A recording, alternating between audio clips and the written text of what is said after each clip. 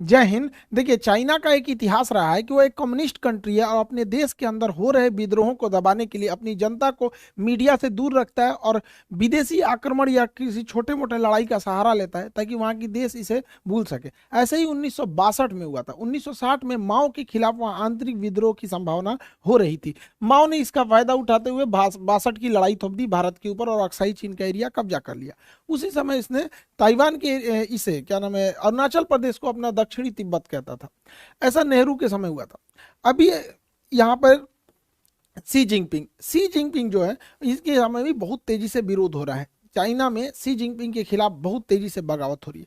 इसने भी वही सहारा लिया जनता का ध्यान भटकाने के लिए। इसने भी भारत से लड़ाई थोपने के लिए कई बार अक्सर उत्साह वाले काम किए हैं। अभी हाल में इसने तवांग में घुस गया। अरुणाचल प्रदेश का जगह है तवांग घाटी। तवांग में जहाँ बोमडीला दर्रा भी है, तवांग जिला में है, वहां पे चाइनीज सैनिक ऊपर आने लगे भारतीय पोस्ट पर। भारतीय सैनिकों ने ले डंडा मार के कपार फाड़ दिया है सब चाइनीज सबका। एक भी भारतीय को किसी भी तरह की गंभीर चोट नहीं आई है, ना ही कोई भारतीय सैनिक शहीद हुआ है। ये हमारे रक्षा मंत्री का खुद का संसद में दिया हुआ स्टेटमेंट था।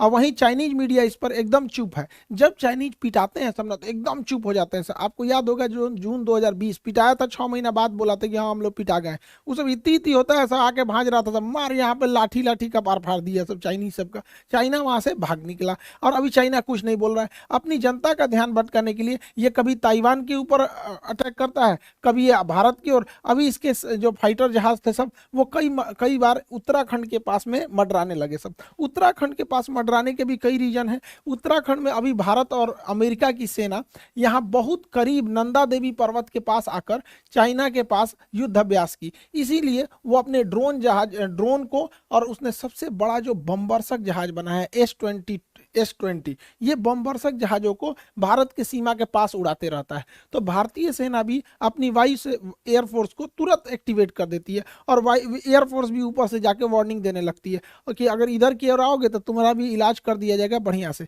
चाइना को पता चल गया है कि भारत की अब विदेश नीति जो है काफी एग्रेसिव हो गई और ये होना भी चाहिए। हमें अपने दुश्मनों को पहचानने में क्षणिक भी देर नहीं करनी चाहिए।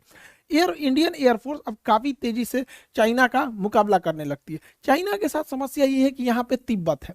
तिब्बत का पठार इतना ऊंचा है कि यहाँ पे कितना भी बेहतरीन जहाज दे दीजिए, कितना भी बेहतरीन जहाज, वो अपने फुल कैपेसिटी से नहीं उड़ सकता है क्योंकि तिब्बत के ऊपर ऑक्सीजन की मात्रा बहुत कम होती है और किसी भी जहाज हो गया उसमें ईंधन जलने के लिए ऑक्सीजन की जरूरत ज्यादा होती है। तो यहाँ कितना भी बढ़िया जहाज रहेगा, यहाँ से यहाँ आने में अपनी पूरी पावर नहीं लगा सकता है। जबकि भारत का जहाज तो इधर ही रखा हुआ है यहाँ पर, इसके लिए ज्यादा उधर नहीं है, इसी को ज्यादा दिक्कत आता है। आपको पता होगा तिब्बत और हिमालय के ऊपर से कोई कमर्शियल जहाज जाते भी नहीं है सब यहाँ पे।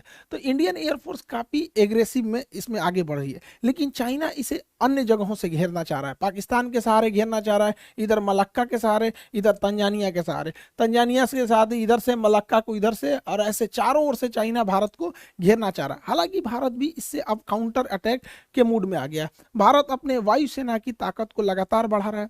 एयर बेसेस को भारत बढ़ाया जा रहा है। अभी गुजरात में दीसा एयरबेस का शिलान्यास किया गया। यह एयरबेस बहुत जरूरी था। दीसा एयरबेस कहाँ है उससे पहले आपको पाकिस्तान के एयरबेस का आइडिया होना चाहिए। पाकिस्तान का इधर का एरिया है बलूचिस्तान, इधर उसके दुश्मन कम है अफगानिस्तान है, तो उसमें अफगानिस्तान के पास कोई उतना टेक्नोलॉजी ही नहीं है। और उसका ज्यादातर एयरबेस अगर आप देखेंगे तो ये भारत की ओर मिलेगा। ये उसने पाक ऑक्युपाइड कश्मीर है, पीओके पे कब्जा कर लिया है यहाँ पे।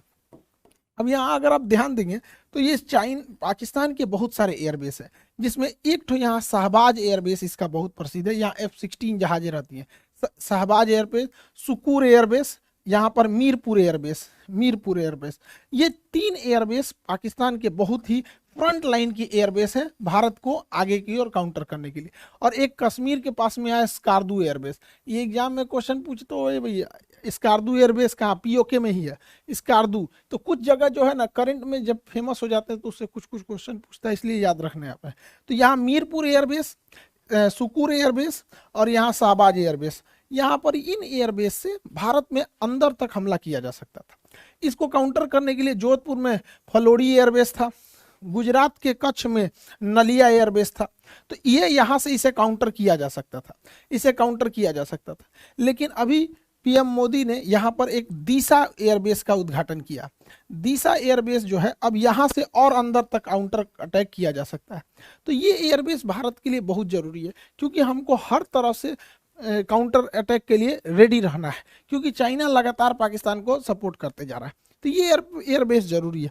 भारत अब अपने जितने भी एयरबेस हैं उसको, उसमें जो जहाज़ों को रखने के लिए बंकर है उसे अब नए मॉडल से अपग्रेड कर रहा है। उसका नाम है next generation harden aircraft shelter.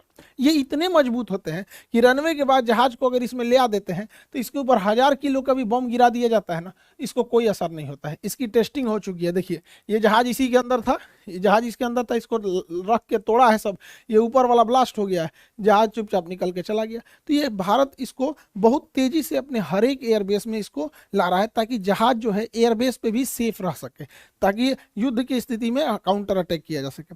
Bharat इसको बहुत भली भांति से समझ गया है कि अब हम लोगों को एग्रेसिवली आगे बढ़ना पड़ेगा, क्योंकि चाइना लगातार हमें घेरते आ रहा है।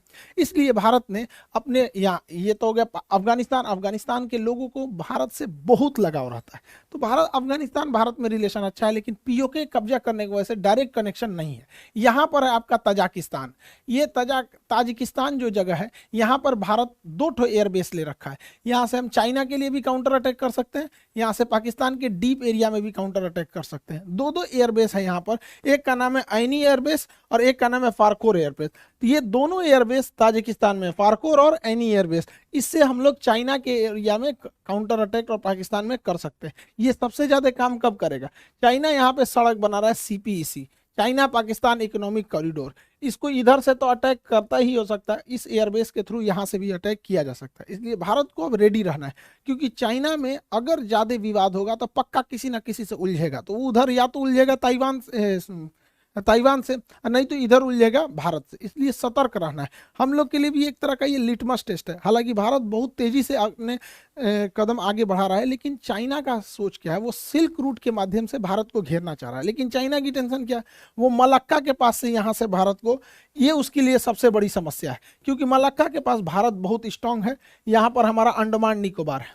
ये अंडमान निकोबार में हमारी तीनों सेना रहती है, थल सेना, वायुसेना, नौसेना। साथ ही यहाँ नीचे में कोकोस आइलैंड है। कोकोस आइलैंड, चाइना यहाँ से या तो मलक्का से होकर निकलेगा या तो सुंडा से होकर निकलेगा। अगर मलक्का से होकर निकलेगा तो अंडमान निकोबार में कुछ आएगा, और अगर सुंडा से होकर निकलेगा तो कोकोस में कुछ आएगा। देखिए कोकोस आइलैंड हमारा नहीं, देखिए कोको अलग है। कोको आइलैंड म्यांमार के पास है, हम ही लोग का था, नेहरू ने गिफ्ट दे दिया यहाँ पे। ये कोकोस आइलैंड जो है ये ऑस्ट्रेलिया का है, लेकिन ऑस्ट्रेलिया से हम लोगों ने समझौता कर रखा है कि एक दूसरे के बेस का इस्तेमाल करने के लिए, तो इसका इस्तेमाल हम लोग कर सकते हैं यहाँ से काउंटर करने के लिए। इसलिए चाइना को पता है कि इस एरिया में हम कुछ नहीं कर सकते हैं। इसलिए चाइना मलक्का को अपने डेलिमा दुविधा समझता है, मलक्का डेलिमा। इसलिए वो डायरेक्ट इस एरिया से, समुंदर से घूम के नहीं आना चाहता है।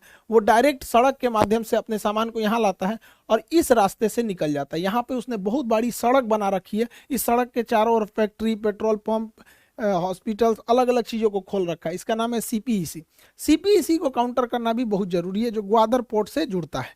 यहाँ पर सीपीईसी के लिए यहाँ पर हमको ऐनी एयरबेस और फारखोर एयरबेस यहाँ से काउंटर कर देंगे, और यहाँ ईरान का चाबहार बंदरगाह हम इसे काउंटर करके आइसोलेट कर सकते हैं। इसलिए रेडी रहने के लिए जरूरी है। हालांकि भारत के पास इसके अलावा भी बहुत सारी संभावना है। यहाँ पर चाइना इतना तेजी से एक्सपांड किया कि अफ्रीका का देश है जिबूती में इसने अपना एक सैन्य अड्डा ले लिया। अब जिबूती समुद्र का इतना पतला रास्ता है कि अगर यहाँ स्वेज नहर से कोई भी जहाज यूरोप से आएगी तो उसे जिबूती से जाना ही पड़ेगा, और जिबूती पे उसने एक भाड़े पे सैन्य अड्डा ले लिया यहाँ पे।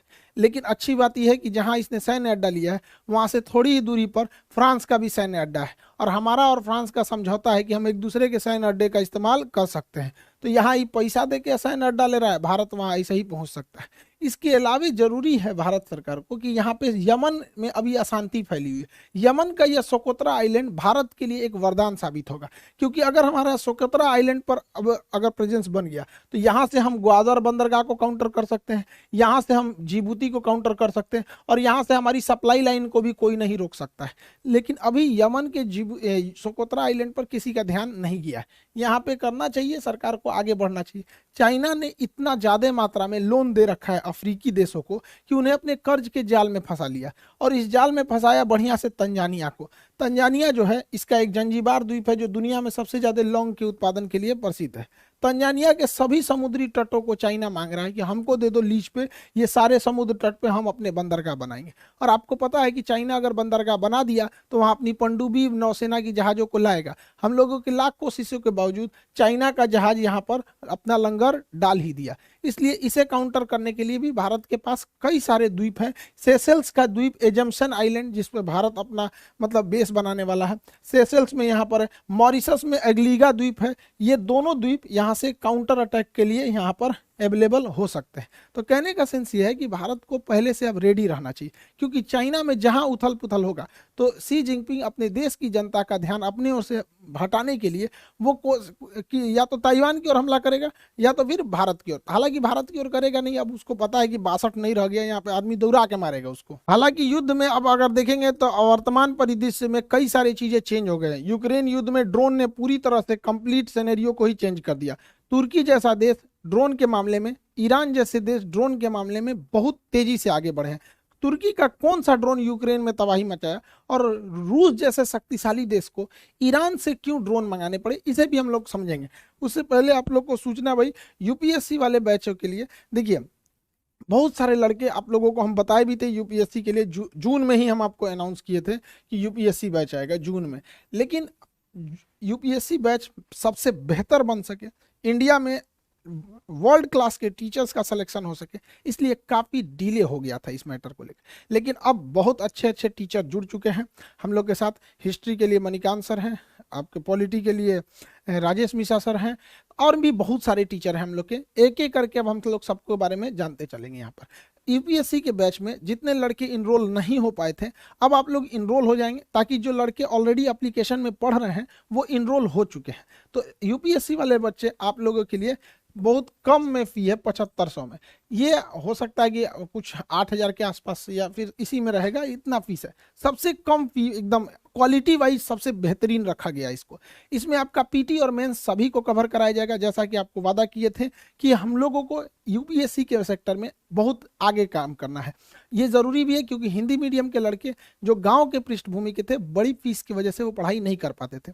मेरी भी मजबूरी थी, एप्लीकेशन में उतना जगह नहीं था, जिस वजह से हमको एप्लीकेशन के लड़कों को बोलना पड़ा। फिर आप लोग यूट्यूब परिवार आपको कैसे छोड़ सकते हैं, तो आप लोग को भी कर रहे हैं। तो गाँव का जितना भी लड़का है, जिन लोगों को अब दिल्ली जाने के लिए पैसे नहीं थे, अब वहाँ गाँव तक में आपको अब शिक्षा दी जा सकती है। तो अभी ये है आपका, जितना जल्दी इसमें इनरोल हो जाएंगे लोग, उतना जल्दी क्लास हो जाएगा। क्योंकि एप्लीकेशन वाले ऑलरेडी इनरोल हो गए हैं, तो उनको 2 दिन हम रोक लेंगे। संडे को आप दोनों लोग को जैसे उनका पहले से एडमिशन हो गया, आप लोगों को इधर 4 दिन टाइम देते हैं, फिर संडे से हम दोनों का क्लास एक साथ चालू कर देंगे। तो जो लोग एप्लीकेशन पे ऑलरेडी जुड़ गए हैं, उन लोगों का क्लास संडे तक के लिए थोड़ा सा डिले किया गया, ताकि इन लोगों को भी एक साथ जोड़ के क्लास को आगे प्रोसीड किया जा सके। तो संडे से तक आप लोग को टाइम है। आप यूपीएससी में जितने नए लड़के हैं जुड़ेंगे, और एक एक करके आपको सारे टीचर से हम इंट्रोड्यूस कराते रहेंगे। आप लोगों को भी बहुत मजा आने वाला है। अब यूपीएससी में क्या है कि अब फीस कम होने की वजह से बहुत नॉर्मल फीस कर दी है। पहले आप जाएंगे तो 2-2.5 लाख रुपए फीस पड़ती है दिल्ली में। आप वैसे ही टीचर से जो दिल्ली में हैं, उन्हीं लोगों से एकदम बेहतरीन मार्गदर्शन में आप लोग शिक्षा लेंगे। और अब जो कहा जाता था हिंदी मीडियम के लड़कों का रिजल्ट नहीं होता था, तो अब बहुत सारे ऐसे लड़के थे जो गरीबी की वजह से नहीं शिक्षा ले पाते थे। अब उन लोगों के लिए भी एक मौका है। तो आई होप आप इसको समझे होंगे। अब एक एक करके हम आपको यूपीएससी के शिक्षक लोगों से मिलाते रहेंगे। आप लोगों से भी कहते हैं, मन लगा के पढ़ाई कीजिएगा, माँ बाप का सपना पूरा कीजिए, देश बदलिए, और कोशिश कीजिए कि जब अधिकारी बने तो एकदम जमीनी लेवल पे काम करें, ताकि देश आगे बढ़ सके। आई होप आप इसे समझे होंगे। मिलेंगे नेक्स्ट क्लास में। जय हिंद।